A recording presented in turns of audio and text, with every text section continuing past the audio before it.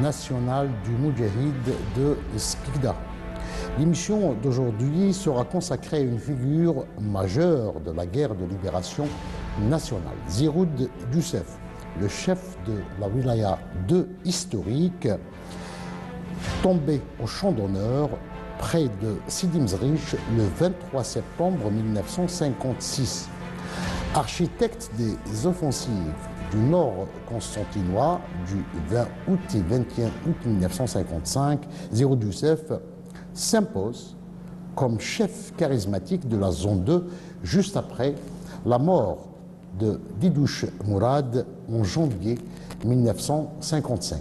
Pour évoquer le parcours de ce Moudjahid, j'ai le plaisir de recevoir aujourd'hui M. Lewa Mara. Il est professeur à l'université de Emir Abdelkader de Constantine. Il est également auteur de plusieurs publications académiques consacrées à la guerre de libération nationale, plus précisément à la wilaya 2 historique et au parcours justement de Zeroud Youssef. Monsieur Lewa Mara, bonsoir et bienvenue dans les dossiers de la mémoire. Merci. Quand on parle de Zeroud Youssef, c'est l'exemple des militants téméraires convaincus de l'indépendance de l'Algérie, puisqu'il a commencé à militer dès son vraiment jeune âge. Oui, Zeroud Youssef symbolise une génération de militants de Condesmendo, donc le village qui porte actuellement son nom dans la wilaya de Constantine. Il a commencé à militer exactement à 21 ans, oui. Plus précisément en 1942. Oui. Lorsqu'il était à l'époque, il travaillait comme forgeron au profit d'un colon européen qui s'appelle Paul Brunel, oui. Qui s'était installé au village de Smendo. Donc il a, après avoir quitté l'école en 1936, en 1937, donc il a rejoint la forge de Paul Brunel à cette époque. Alors, en tant que forgeron, en 1942, on était en plein Deuxième Guerre mondiale et le PPA était clandestin. Oui, je voudrais bien revenir d'abord sur l'enfance de Zeroud. Oui. Zeroud Youssef, donc à l'état civil, donc à l'origine, le patronyme c'est Zeroud. Mais pour lui, c'était Zeroud, parce que la déclaration de naissance avait été faite par son grand-père maternel, Mohamed Tahar Ghorabi, au nom de Zeroud, et pas Zeroud Youssef. Donc, il était né 4 mois après le décès de son père. Donc il est déjà orphelin. Et Zeroud, donc il a vécu au village de Condesmendo, chez son grand-père Mohamed Tahar Ghorabi. Et ensuite, sa mère s'est remariée avec Rabah Boudarsa. Donc il a vécu avec Rabah Boudarsa et puis après avec Bachir Zmouri. Donc sa mère s'est remariée pour la 4e fois. Donc il a vécu, il a ce qu'on sait, et donc il a fait l'école de Condesmendo, l'école de garçons, qui porte actuellement le nom de Issa Boudarsa, Issa Ammar, qui est son gendre, un martyr, il est connu pendant la guerre d'Algérie. Et donc il a quitté l'école en 1936, donc à la limite d'âge. Donc 1 an après, il a rejoint la forge de Paul Brunel. Donc il avait une enfance difficile. Il s'est marié en 1942, date de son entrée à une cellule du PPA. On doit juste rappeler que cette région était justement un foyer des militants du PPA. Il y avait quand même des noms importants.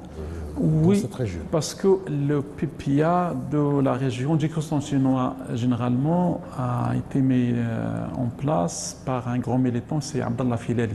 Oui. Abdallah Filali, Barak Filali, c'est Abdallah. Oui. Abdallah, connu aussi, c'est Abed. Donc, pour le village de Condesmendo, la première cellule a été constituée sur l'initiative de Mohamed Al-Arbi de Marl Atrous, qui venait d'être nommé interprète à la Mahkama de Condesmendo.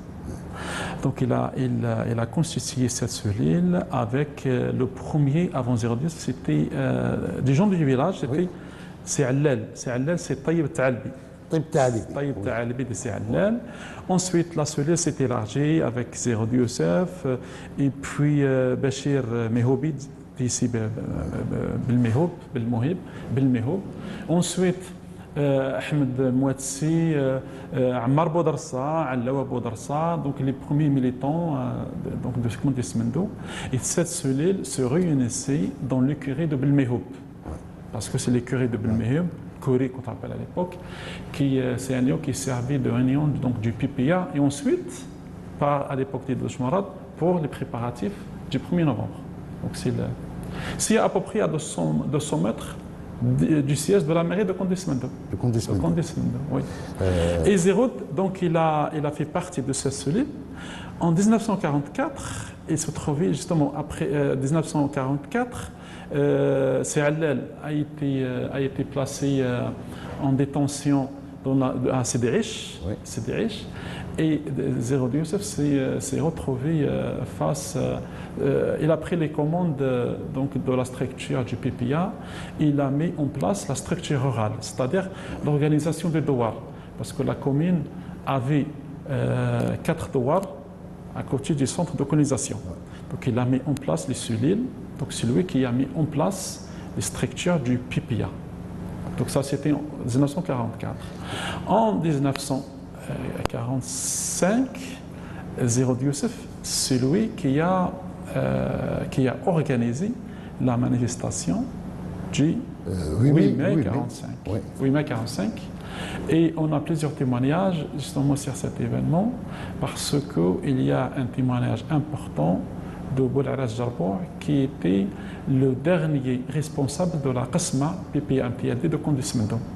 Et il parle de cette organisation, donc c'est juste après la prière de l'Isha dans la mosquée de Village, Zerod Youssef a fait réunir les militants et les responsables locaux du parti justement pour organiser cette manifestation pacifique. Donc juste après ces manifestations, juste après donc, le massacre, le deuil de 1945, il sera quand même élu, malgré le trafic qui a marqué ces élections de 1945. 47. En octobre 1947, les élections municipales. Avant, déjà, c'est la répression. Comme par hasard, Zerod Youssef était pratiquement le plus jeune des premiers militants. Il s'échappait des arrestations. Donc il n'a pas été arrêté. Pourtant, c'était lui l'organisateur. Il n'a pas été arrêté. Il n'a pas été mis sous résidence surveillée comme les autres militants. Donc il a échappé. Ensuite, ce qu'on sait, qu'il a poursuivi ses efforts pour étendre et mettre en place surtout l'organisation du parti pour englober 2 territoires qui ne dépendaient pas de la commune de Condesmendo. Donc le douar Kharfan, qui dépendait à l'époque de la commune mixte de Jimap, actuellement Azaba, et surtout aussi la commune de Ain Bouziane, qui ont été intégrés à l'organisation du parti. Alors, tout ce qu'on sait des élections municipales d'octobre 1947, c'est que Zerod Youssef était le plus jeune de la liste du parti.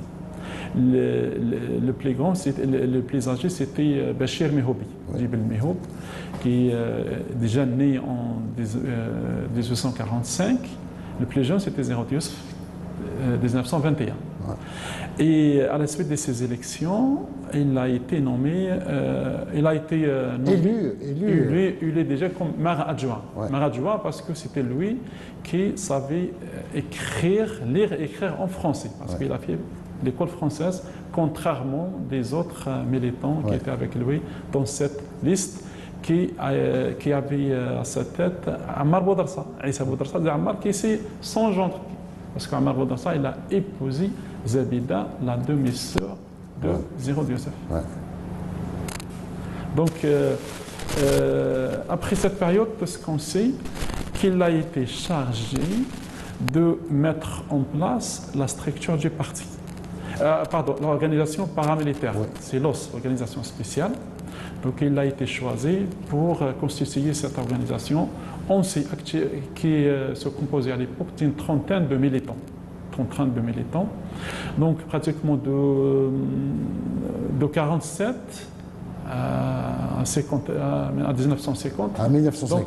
Donc il s'est retiré de la direction de la CASMA pour prendre en charge Comme le la stipule la direction réglementation à l'époque. de l'organisation Spécial. spéciale. Alors, donc en 1950, il va faire partie des gens qui seront arrêtés. Donc, après la fameuse répression donc, des militants de l'OS. Oui, avant d'en parler, je voudrais bien mentionner Oui. que Zérod avait formé déjà des jeunes militants. Oui. Grâce à la section locale des scouts musulmans. Donc c'était Fawj al-Islah.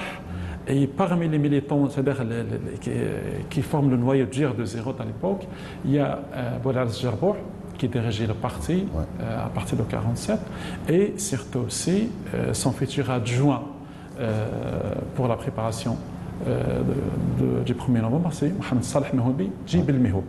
Donc les gens, Abdelrachid Msbah aussi, des jeunes qui ont été formés au scout musulman, qui allaient prendre pratiquement la direction du parti à partir de 1952.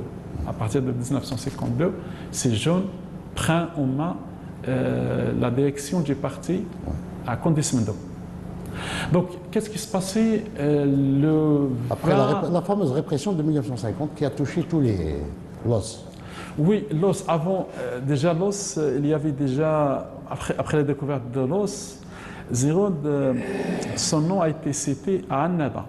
Annaba a été cité par le responsable de l'os régional de l'os à Annaba. Et le 20 mars 1950, à 15h, Zérod a été arrêté à son domicile à Condesmendo. Il a été conduit à Constantine pour subir justement des tortures et des interrogatoires forcés pendant un mois. Et justement, ces interrogatoires ont permis aux autorités françaises de procéder à l'arrestation d'une douzaine de militants de l'OS de la région. Donc il y avait quand même un démantèlement partiel de l'organisation spéciale de Condesmendo après ces arrestations. Alors, il sera donc arrêté, jugé et emprisonné. Il sera emprisonné à Annaba. Elle a été emprisonnée en avril 1950. Le 21 avril, le 22 avril, vers 2h du matin, il a pris la fuite. Avant sa condamnation. C'est une évasion spectaculaire, qui mérite d'être précisée parce que... Alors, moi, j'ai travaillé sur des documents de l'époque et surtout les interrogatoires de deux militants impliqués directement dans l'évasion. Oui. À l'époque. Et déjà, l'instigateur, l'organisateur principal de l'évasion s'appelle Abdelbaki Bekouch. Oui. Il est un militant, un responsable d'un demi-groupe de l'OS d'Annaba. Et le co-organisateur, c'est Zérod Youssef. J'ai travaillé également sur Slimane Barket, qui s'est évadé avec les deux, avec Ammar Ben Ouda. Donc l'organisateur de l'évasion, c'est bien Abdelbaki Bekouch, qui est le frère d'un grand militant d'Annaba qui s'appelle Mehyiddin. Mehyiddin Bekouch, un militant de l'étoile nord-africaine. Qui a fait, donc c'est lui qui a organisé avec l'aide de Zérod Youssef. C'était l'artisan. L'artisan, c'est Abdelbaki Bekouch, qui connaissait bien la prison et le tribunal juste à côté. Alors maintenant, dans les faits, qu'est-ce qui s'est passé? Donc nous savons que Zérod, qui était forgeron, et c'est lui qui a fabriqué à l'aide d'une casserole un passe-partout, c'est ça?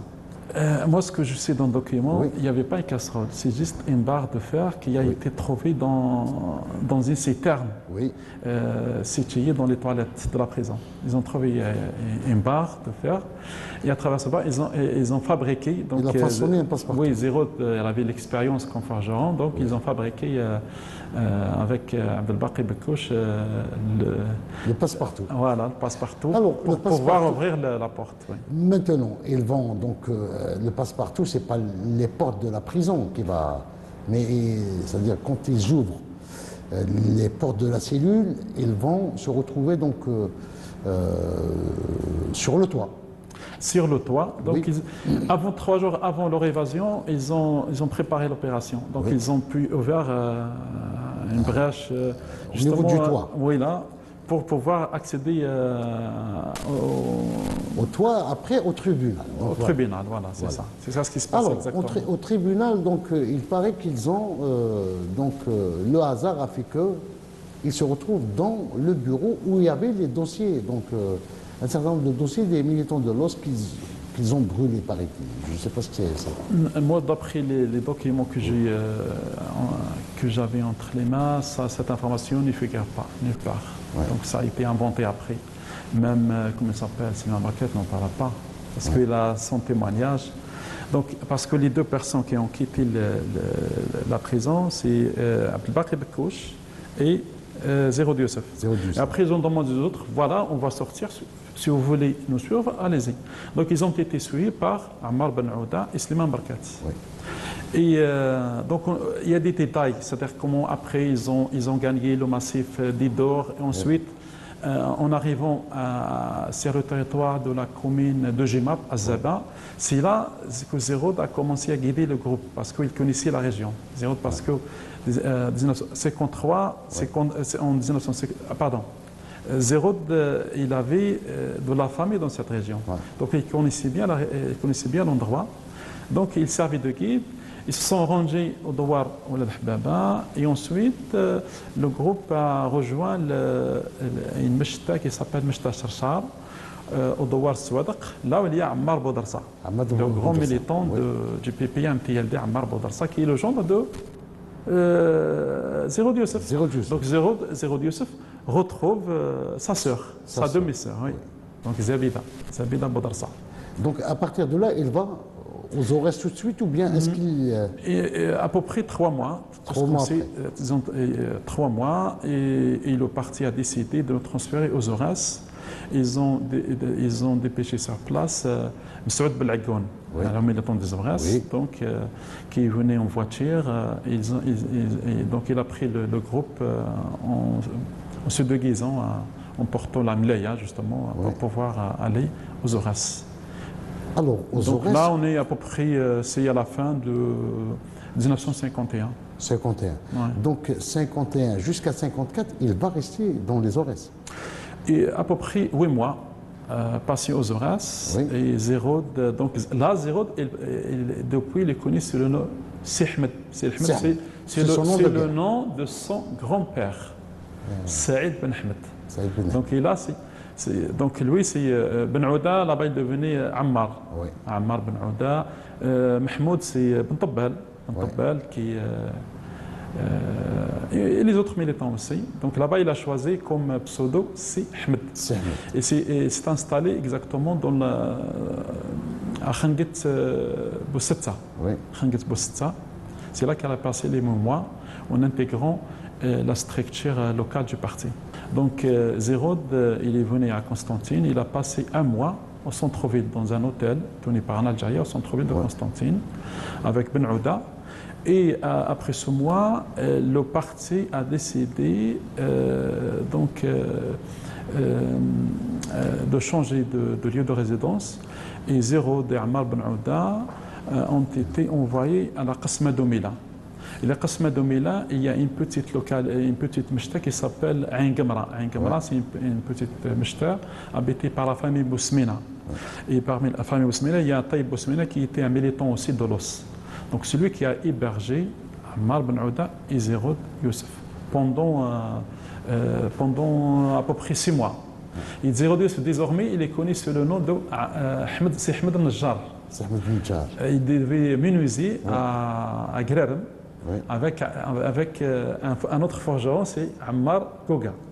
C'est Ammar Tira aussi, Ammar Goga qui est forgeron. Donc, mais à Guélarem, il n'a pas exercé la forgerie, mais la menuiserie. Donc, c'est Ahmed Najjar. Oui. Et tout ce qu'on sait, j'ai trouvé des traces dans la documentation archivistique. Déjà, il coordonnait l'action militante à Condesmendo avec Mohamed Salah Mehoubi, Belmehoubi. Oui. Belmehoubi, il a été arrêté dans un salon de coiffure à Mila. Donc il est parti à peu près une trentaine de kilomètres pour aller à Mila pour coordonner l'action avec Mohamed Salah Belmehoubi, qu'il a laissé, parce que Mohamed Salah Belmehoubi aussi est un militant de l'OS, c'est un chef d'un demi-groupe du village de Smendo, et qui, son père, c'est le propriétaire de l'Ukiri, là où c'est. Donc c'est la première. Ensuite, on a des traces de Zerod Youssef qui venait en se déguisant à Condesmendo. Et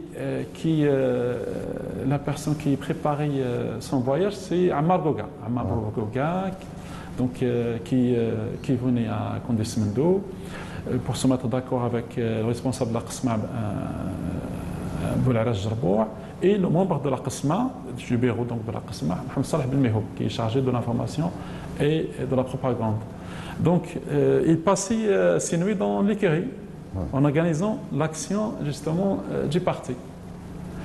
Et à partir de la fin de 1953, Zerod, donc le parti a décidé justement de transférer Zerod de la Qasma de Mila à la Qasma de Jemap. Oui. De Jemap. Et du coup, Zerod, avec d'autres recherchés de l'OS, de l'organisation de Condesmendo, se trouvait dans le douar situé à l'est de Condesmendo. Donc le douar qui dépendait actuellement de la commune de Zerod Youssef, de Harrouch et de l'Adhbaba, donc avec les douars notamment Souadaq, المجابرية الخرفان ولاد حبابة دوار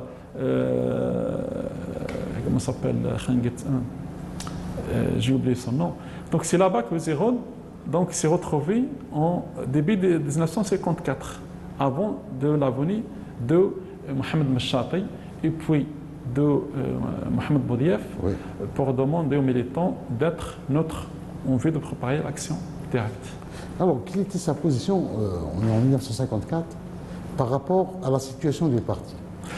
Moi, j'ai le témoignage du dernier responsable de la Qasma de Condesmendo, le témoignage de Mohamed Qaddid, qui était membre du bureau de la Qasma de Harrouch. Oui. Et le témoignage aussi de Mohamed Boudiaf. Oui. Alors, Zerod Youssef et les principaux militants de Condesmendo étaient missalistes à l'époque. Donc, avant la création du CRIA et la tendance neutraliste, il était missaliste, comme tous les autres militants. Mohamed Salah Belmehoubi, même Mohamed Qaddid, il m'a dit clairement qu'on était à l'époque pour Missali avant la venue de Mohamed Machati et Boudiaf. Voilà, Boudiaf, oui. Donc à l'époque, ils étaient comme Ben Tabbal, comme l'Abib Rajam aussi, ils étaient tous des missalistes à l'époque. Donc au moment de la crise, après la fondation du CRIA, ça c'est autre chose. Après, il va y avoir la réunion des 22. Avant les 22, il a déjà Zerod et les autres ont pris une position neutraliste par rapport à la crise du parti. Donc à l'époque, ils ne sont plus missalistes. Oui. Ils deviennent neutralistes avant la réunion du 22. Donc en juin, il part à Alger. Alors la date déjà pose problème. Pour moi, la réunion du 22 s'est déroulée le 10 juillet. Le 10 juillet 1954. Et ça c'est exactement comme on dit Ben Tabbal. Ben Tabbal dit c'est en juillet. Moi j'ai maintenant des preuves, c'est le 10 juillet, pas le 23. Donc le 10 juillet 54.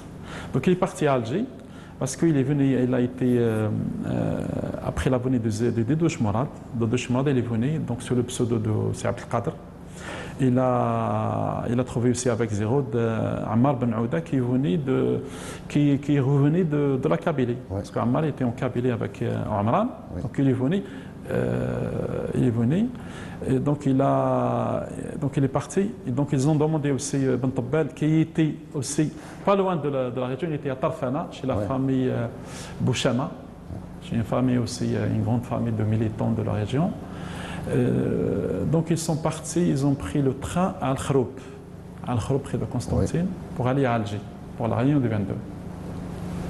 Donc après le retour du 22, est-ce qu'il s'est mis comment il va intégrer l'organisation qui va déclencher Alors sur le plan en zone 2? Sur le plan local, donc il y avait parmi les 7 membres de la Qasma, il n'y avait que 2 qui ont choisi la position neutraliste. Donc Mohamed Saleh Belmehoub et Abdelrachid Msbah. Et donc le principal pilier de Zéroud pour organiser, c'est Mohamed Saleh Belmehoub, parce que c'est lui qui a permis à Zéroud justement d'intégrer les principaux militants de la Qasma. Donc par contre, les autres finalement ont participé à la conquête des centralistes. Donc ils ont choisi. Il y a au moins 4 qui ont choisi la tendance centraliste. Donc c'est à partir de Mohamed Saleh Belmehoub, Abdelrachid Msbah, et ensuite l'influence de Zéroud Youssef, parce que parmi les premiers militants, il y avait beaucoup de sa tribu, donc des Ben Fergan. Il a pu mettre en place cette première organisation sous la direction du chef de zone de Didouche Mourad. Donc, quand Didouche Mourad arrive, une organisation était déjà mise en place, sachant que Didouche connaissait bien le Constantine. Donc, c'était d'abord le CRIA. Le CRIA, pour la Condescend 2, c'était dirigé la Qasma par Mohamed Saleh Belmehoub. Et juste à côté, il y a aussi la Qasma de Harroch, avec Mohamed Qaddid et Belqasem Belghar Sallah aussi, qui ont choisi aussi cette tendance neutraliste. Donc les 2 Qasma forment finalement la base de l'action de Didouche Mourad. C'est pourquoi il y a cette configuration. Donc il y a un noyau de base et il y a un territoire également qui les réunit. Oui, tout à fait. Et Didouche Mourad, il a commencé des contacts pour obtenir la neutralité des militants. Et finalement, Didouche Mourad s'est contenté de préparer donc le 1er novembre à partir des Qasma, donc de Condesmendo, de Harroch, de Mila, d'Annaba et de Soukharas, avec Baji Mokhtar. Donc ça, c'est les Qasma qui ont permis participé à l'action. À l'action, donc ça c'est donc la formation des groupes armés. Donc généralement c'est à partir de juillet et surtout à partir de septembre, l'accélération des préparatifs. Et Didouche Mourad, justement, il était bien informé et surtout il a supervisé la réparation des armes cachées à Condesmendo, plus précisément au Douar Swadaq, dans la Mechda de Tarha, qui était dirigée par un ancien militant de l'OS, c'était Cheikh Boul'aras Bouchriha, qui avait aussi un lien de parenté avec Zéroud Youssef. Donc ils ont sorti les armes et Zéroud Youssef, il a réparé pratiquement toutes les pièces existantes. Et ensuite, Didouche Mourad aussi, il a ramené, surtout ce qui est intéressant, d'Alger, il a ramené aussi des armes d'Alger. Donc une dizaine de pièces d'armes à Alger qui étaient cachées dans une maison à Alger Centre depuis le temps de l'organisation spéciale. Caché par Boudiab, voilà, on dit c'est des armes cachées par Boudiab. Par qui exactement? Moi, je sais, j'ai connu le nom du propriétaire de la maison, etc., comment ils ont sorti, après Som'a, la réparation, etc. Il y a toute une histoire, et surtout aussi, Didouche Mourad, il a ramené des matériaux pour fabriquer les bombes artisanales. Donc ça, tout ça, c'est Didouche Mourad. Donc la nuit du 31, il y a un noyau autour de Zéroud Youssef qui est déjà prêt. Oui, la nuit du 31, donc pour le nord constantinois, il y a 26 militants à Zéroud Youssef, à Condesmendo. Il y a 15 à Al-Harroch. Il y a 24 pour la région de Mila, avec aussi un petit groupe de Milia. Et il y a une trentaine à Sokharas. Par contre, à Naba, il y avait, aucune action n'a été programmée. Il y avait simplement 7 militants. Donc, il n'y avait pas vraiment... Parce que, en fait, le problème qui s'est passé, c'est que Ammar Ben Ouda, il a été chargé d'organisation de l'action armée dans la région de Mila. Et un mois après, donc, il a été rappelé pour revenir à Annaba. Il a été remplacé par Khatab Ben Tabbal. Et le Khatab Ben Tabbal, à l'époque, avant octobre, il dépendait de Mustafa Ben Bel'aid et de Bachir Chihani, de la zone 1, Ouras. Donc, c'était installé juste à côté, parce que le Khroub, avec Ain Mlila et Ain Kersha, formait une région, une nahia qui dépendait de la zone 1, qui est juste à côté de Constantine, dans la Ouras. Alors, donc, tout est prêt et nous savons que Didouche Mourad a choisi justement le fief de Zéro Youssef pour s'installer, pour organiser la zone 2. C'est le curé de Belmehoub, de Bachir Mehoubi Belmehoub, avec son fils Mohamed Saleh Belmehoub. Mohamed Saleh, donc qui était l'adjoint de Zéro Youssef. Donc les préparatifs, la fabrication des armes, etc., c'est dans le curé, dans le curé de Mohamed Saleh Belmehoub. Donc le stockage des armes au départ, la fabrication des bombes artisanales, la tenue des réunions aussi. Pour leur grande majorité, se sont déroulées dans l'écurie de Belmehoub, qui était juste à côté, c'était entre la mairie et la gare ferroviaire de Condé-Semendo. Donc, d'aucun après n'a remis en cause la désignation de Zéro Youssef à la tête de la zone 2 au lendemain de la mort de Didouche Mourad le 18 janvier. Avant d'y arriver là, je voudrais bien parler du 1er novembre. Parce que Didouche Mourad a co-dirigé l'attaque avec Zéro Youssef. En divisant les militants en 3 groupes. Et le groupe qui a marqué, c'est-à-dire l'histoire, qui a tiré, qui a attaqué la gendarmerie, c'est le groupe qui a été dirigé par Mohamed Saleh Mehoubi, J. Belmehoub. Donc parce qu'il y a un autre groupe qui s'est attaqué au chemin de fer, il y a un autre qui a visé les câbles téléphoniques. Donc c'est le groupe, ça c'est le groupe de Mohamed Saleh Belmehoub, qui voulait justement prendre des armes en s'attaquant à la gendarmerie de Condé-Semendo entre 1h50 et 2h du matin. Parce que l'action du 1er novembre à l'échelle nationale, c'était à 1h du matin. À 1h, oui. À 1h du matin. Le document existe. Il existe dans le document, c'est à 1h du matin. Et pourquoi l'attaque de la gendarmerie a été retardée à 1h50? C'est pour permettre justement aux autres militants de déboulonner le chemin de fer. Donc c'est ça, c'est pour ça. C'est une action coordonnée. Voilà, c'est ça. Donc le groupe qui a été dirigé par Mohamed Saleh Belmehoub, c'est lui qui s'attaquait à la gendarmerie. Et le lendemain, Didouche Mourad a présidé une autre réunion, le 2 novembre, à Mishtal Mghaziyad ou Arswadaq, chez la famille Chogui Djibou Hifani. Il a présidé une réunion avec les responsables de Harrouch aussi. Parce qu'il n'était pas. Parce que l'attaque du 1er novembre à Al-Harrouch ne s'est pas déroulée. Il y avait un problème au village parce qu'il y a un repris de justice qui s'attaquait aux gardiens de la mairie. Il y avait une présence policière. Donc l'attaque a été ajournée. Et donc Didouche, il a programmé des attaques la nuit du 8 au 9 décembre. De novembre, c'est 54. Donc la nuit, donc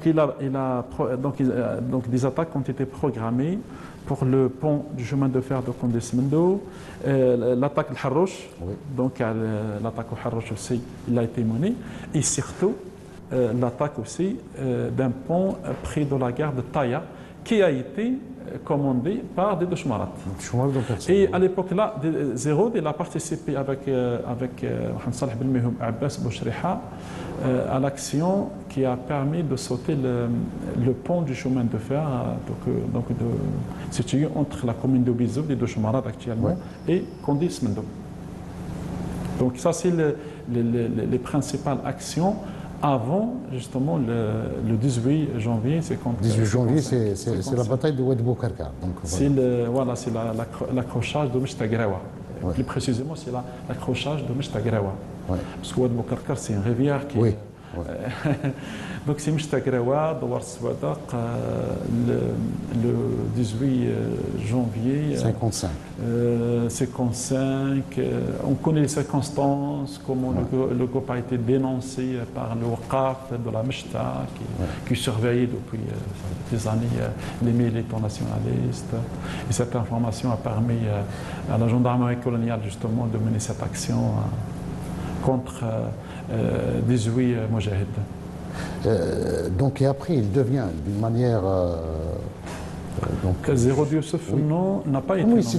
Comment il s'est imposé comme chef charismatique? Alors, parce que déjà, ces régions étaient la plus puissante. Parce que Zérod, il y avait quand même à côté de lui des militants, c'est-à-dire des baroudeurs. Donc, il était par des militants de sa commune déjà. Et ensuite, donc de sa commune, il y a Marbou Darsa, Razib Shriha, Salah Belmehoub, Youssef Ben Jeddou, etc. Et ensuite, il a bénéficié des militants donc, de Constantine. Donc il y a un groupe de Constantine qui a rejoint le Maquis en novembre 1954. Et ensuite, le deuxième groupe en mars 1955, fin mars 1955, le groupe de Zérad. Zérad, Talla, etc. Donc, Zérod, il a dirigé sa région. Il a dirigé sa région aux côtés des régions. Donc, il y a la région de Mila, donc dirigée par Bentobel avec l'Abbé Barjam comme adjoint, et la région d'Annaba. Par contre, la région de Sogaras dépendait désormais des Aurès. Donc, il dirigeait sa région. Parce que le document qu'on a de la direction des Zérod montre bel et bien qu'il exerçait son autorité sur ce territoire qui s'appelle Smendo, le commandement de Smendo, avec comme principale ville, donc il y a Constantine, il y a Skikda, Guelma, donc c'est le commandement de Smendo. Donc la reconstruction de la zone après la mort d'Idouche Mourad est envisagée en fonction de ce noyau déjà, de cette construction mise en place par Didouche à Smendo, c'est ça? Oui, Didouche avant, mais avec Zérod, il y a eu une réorganisation en créant des nahia à l'intérieur même de son commandement de Smendo. Donc la nahia de Philippeville, Skikda, la nahia de Guelma, donc de Philippeville avec comme responsable Ismaël Zirt, de Guelma avec responsable Slam Khouch du CCC, avec comme adjoint Ammar Boudarsa. Donc le noyau, donc la région de Smendo, la région primitive a été divisée en deux parties. Donc il y a la région située à l'est du village qui était dirigée par Bouchri Habraras, et à l'ouest, Mohamed Salah Belmehoub, Jimehoubi. Donc ça c'est l'organisation de Zérod Youssef. Zérod Youssef, donc il coordonnait l'action avec les principaux chefs, donc avec Ben Ouda et Khadar Ben Tabbal. Donc il y a de temps en temps, il y a quand même des réunions qui rassemblaient les trois chefs avec leur lieutenant justement pour préparer l'action. Alors, avant de poursuivre le débat, je propose d'écouter ce témoignage d'un Moudjahid. Il évoque le rapport de Zérod Youssef avec les Jounoud. وطلب قال لي هو ما قادرش للكفاح وعنده الفلاحه يهز يده اعطوا بزاف على 10 ولا هزوا يديهم ندفع السلاح دفعوا سلاح اللي يدفع السلاح التم زاد فشل شويه اللي يدفع السلاح اللي يقول له ادفع يهز يده يقول له ادفع السلاح لفلان ادفع العيب الدراجه ادفع السلاح ادفع السلاح تاعك بدالت انا هيا قلت له ديت للدراجي هو اللي حاكم التم الله يرحمه عديت له قلت انا راح ندومانديه في الدخان بابا قال لي قلت بالك قال لي انا خاطيني تروح تدبر لي دبر راسك معاه هيا قلت والله انا اللي دبر راسي معاه ولا نروح ليه وخليه ونلحق هو راح يخش القربي هذاك، القربي باش كان معنا وراح يخش، وصلت منه عطانا 5 كراطاس 5 كراطاس تاع كرابيلان نتيريوه ونلحقوا. دروك نلحقوا راهو يزرب، ما فهمتش عليه يزرب، راح يخش للدار وانا ماذا بيا نهضر معاه قدامي يخش للدار ما يخش. عيط له كي رجعوا الدار، عيط له سيدي احمد، انا عيطت يا سيدي احمد ويولي جاي يولي يلقاني انا بالمكحله على كتفي، راح يزيد يدفعها. هذه انا يعني قلت انا برك هذه مادام لحقته بالسلاح راح ندفع انا وسيد. مالا قال لي حضرني هكذا وقال لي واش اللي كاين؟ قلت له سيدي احمد انا كيما النفش ما نشوفش، كيما النف ما نشوفش. قال لي هذه هي برك. قلت له هذه هي برك يا سيدي احمد برك. ضرب على كتفي قال لي النف وما توريش.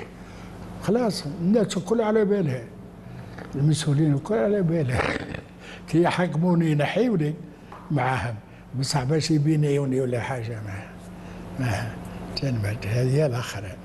Donc c'était là un témoignage d'un moudjahid qui a eu la chance de connaître Dedouch Morad, plutôt de connaître Zerhout Youssef à la veille de l'offensive du Nord constantinois. Et donc on arrive donc à cette période importante, 1955. L'été, Zerhout a commencé à réfléchir donc à une action spectaculaire et une réflexion qui n'était pas venue du ciel comme ça, n'est-ce pas? Oui. Alors, fin février 55, il y a Hassan Marir, un shahid de Khanchla, qui a été envoyé avec son groupe par Bachir Chihani, le commandant en chef de la zone 1, pour établir un contact avec Si Abd al-Qadir. Donc Bachir Chihani ne savait pas que Si Abd al-Qadir, Dedouch Morad, venu de mourir, champ d'honneur. Et au retour, justement, on a des documents qui montrent que Bachir Chihani il a procédé à la nomination de Zerhout Youssef à la place de Si Abd al-Qadir. Ouais. Si Abd al-Qadir comme commandant-chef du Nord constantinois. Ouais. Ça, c'est des documents qui le disent.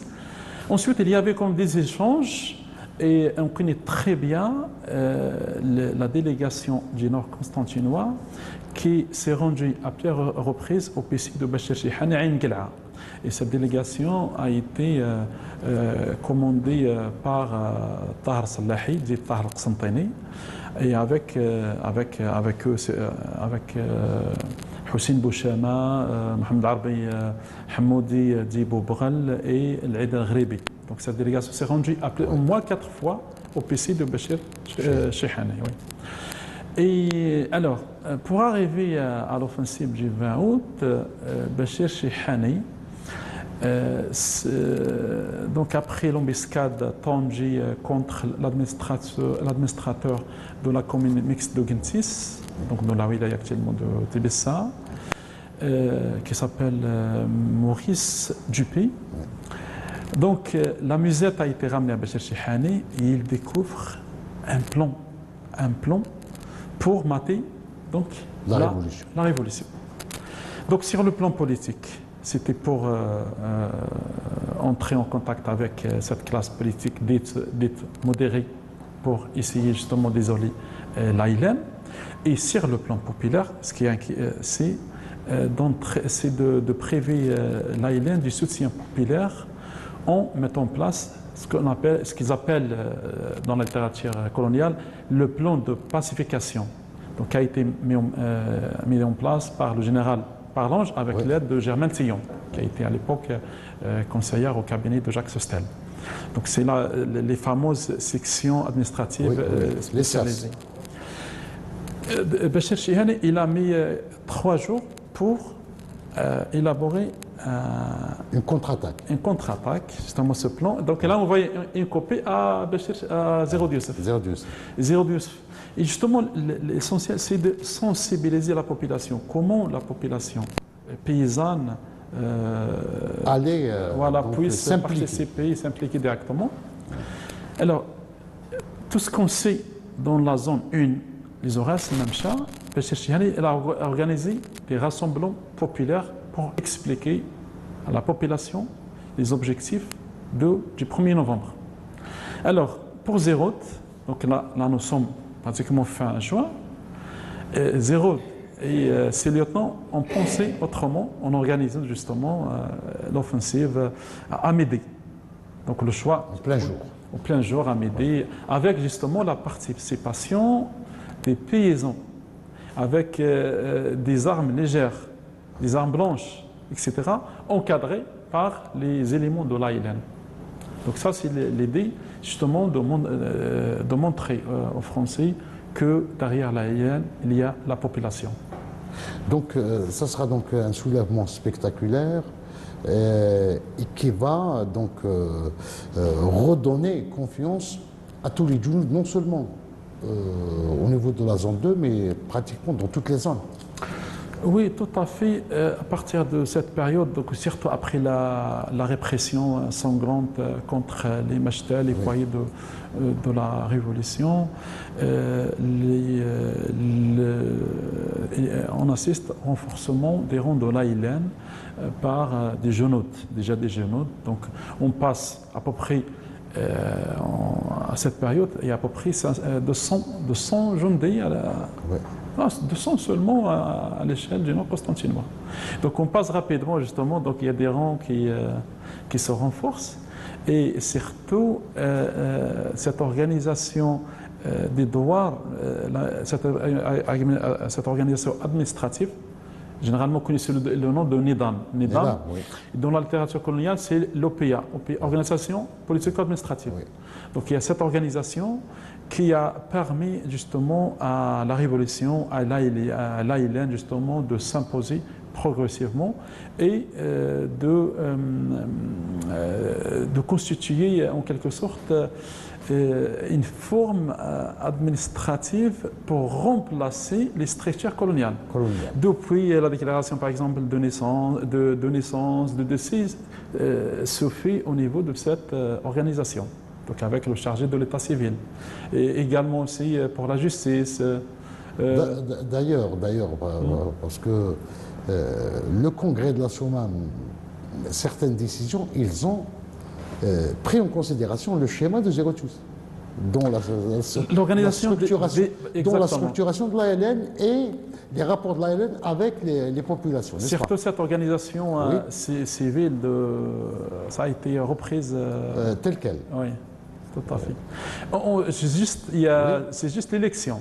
Au départ, c'était les responsables des devoirs sont nommés. Et après le congrès de la Sommam, il y a quand même une expérience, c'est que les responsables en novembre ont été élus. Oui. C'était la seule expérience. Après, on a changé. Après, c'est le retour à la nomination. Oui. Mais quand même, il y avait en novembre 56 des élections qui ont été organisés pour choisir les responsables des assemblées des droits. Alors, Zérout va marquer de son empreinte, donc une deuxième date, le 20 août 56. Sa participation était très très importante au congrès de la Sommam, n'est-ce pas? D'ailleurs, la wilaya 2, la future wilaya 2, la zone 2, était représentée par Bentobel et Zérout. Oui, tout à fait, parce qu'il n'y avait pas une seule direction. Il y avait 3 directions, 3 régions. Ouais. 3 régions. C'est pour cette raison qu'ils ont choisi 2. Parce qu'il y a, après les deux chemins, la direction du Nord-Constantinois sera unifiée après l'application de la plateforme de la Sommam. Avec donc la formation de l'Assemblée de la wilaya. Mais avant, il y avait des directions, 3 directions qui sont rencontrées. Mais qui travaillaient dans une coordination extraordinaire. Il n'y avait pas eu de conflit entre les responsables de ces régions. Zérout, par exemple, il avait son secrétariat qui était dirigé par Abrahim Cheibot. Oui. mais c'était le secrétariat des Zéro du Youssef, du commandement du Smendo, pas du Nord constantinois. Ben Aouda avait son propre secrétariat, pareil aussi, son propre secrétariat. Après le retour donc, de cette importante réunion, le congrès de la Somme, en septembre, le 23 septembre, il tombe au champ d'honneur, dans une embuscade.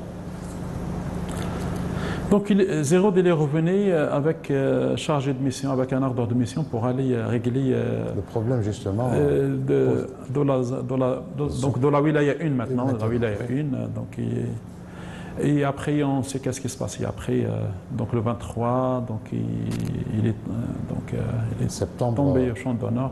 Septembre 56. Septembre 56. Alors Zéro donc tous les documents, il avait quand même avec son secrétaire Boujma al-Bardé, les documents sont maintenant ont été récupérés par l'armée coloniale. Donc j'utilise le vocabulaire récupéré, donc c'est le vocabulaire de l'armée coloniale. Et on le sait avec la plateforme du congrès de la Somme, avec l'ordre de mission, avec la liste des cadres de sa région, donc le Smendo. Oui. Et avec la liste de 25 cadres de l'AILM dans la zone 1, donc de l'AILM 1. Donc, et avec aussi son propre agenda, avec l'agenda aussi, donc les documents justement qui témoignent de cette responsabilité de Zéro Youssef. Alors une dernière question, on dit que Zéro a insufflé, a façonné la Wilaya 2, donc il l'a vraiment, elle a façonné toute son histoire. Je pense que pour la Wilaya 2, c'est-à-dire il a préparé, il a jeté les bases, mais avec cette l'organisation, donc ça, il y a quand même un rôle important des Zéro de Youssef qui symbolise quand même la réussite de la révolution avec la mise en place des structures de l'AILN, de l'organisation civile. L'attachement au peuple, à la paysannerie, voilà, c'est ça, l'attachement au peuple. Donc ça, c'est, je pense, ça, c'est et surtout une organisation plus importante avec la grève des étudiants. Oui. Parce qu'avec la grève des étudiants, il y a des étudiants qui viennent aussi gagner le maquis général constantinois. Oui. Et surtout, je précise plus particulièrement, il y a deux qui ont marqué quand même cette évolution qui vient après Zéro Youssef. Oui. Donc surtout Allawa Abdelali Ben Ma'touch Allawa, donc de l'université d'Alger, il est de Sekana, qui a vraiment mis en place, c'est-à-dire il a rédigé pratiquement les circulaires, les lois qui régissaient à l'époque toutes les structures de la wilaya. Et sur le plan aussi de la santé, avec la Khan aussi, qui a joué un important. Donc je pense que ça continue dans le prolongement et la continuité de l'action du travail qui a été initié par Dédou Chmara et Zéro Youssef. Par la suite. Voilà. Je tiens à vous remercier vivement, M. Amar Allaouet. Je rappelle que vous êtes professeur d'histoire à l'université Emir Abdelkader Constantine. Vous êtes historien, vous êtes auteur de plusieurs publications académiques consacrées à la guerre de libération d'une manière générale, au nord constantinois et au parcours de plusieurs personnalités qui ont marqué donc cette lutte de libération nationale. Je tiens à remercier également l'équipe technique de la station de Constantine. Et je tiens à remercier également la responsable du musée des Moudjahidines de Skikda, la cellule de communication de la wilaya de Skikda et le directeur des Moudjahidines, sans oublier évidemment le wali de Skikda. À très bientôt.